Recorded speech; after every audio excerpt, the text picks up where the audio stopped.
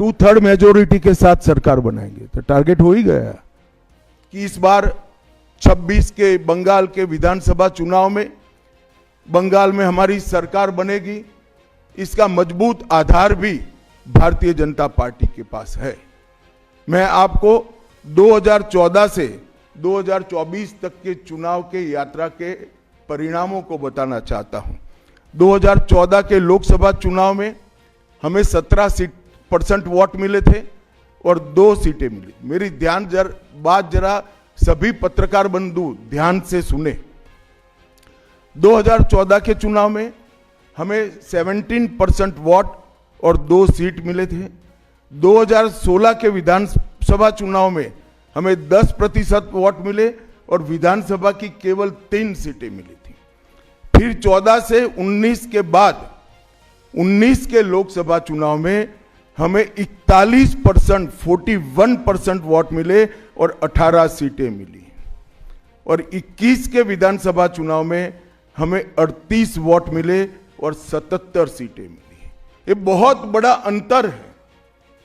जिस पार्टी को केवल 3 सीट मिले थे, वो पार्टी 5 साल के ही अंतराल में 77 सीट प्राप्त करी।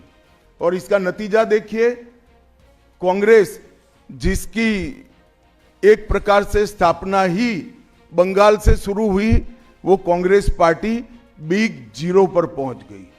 और 34 साल तक शासन करने वाला कम्युनिस्ट गठबंधन भी एक भी सीट प्राप्त नहीं कर पाया और हमने मुख्य विपक्ष का स्थान प्राप्त किया। आज शुभेंदु जी मेरे साथ यहां पर बैठे हैं, वो हमारे प्रतिपक्ष के नेता हैं। 24 के चुनाव में भी हमने 39% वोट प्राप्त किया, 12% सीट प्राप्त की, 12 सीटें प्राप्त की।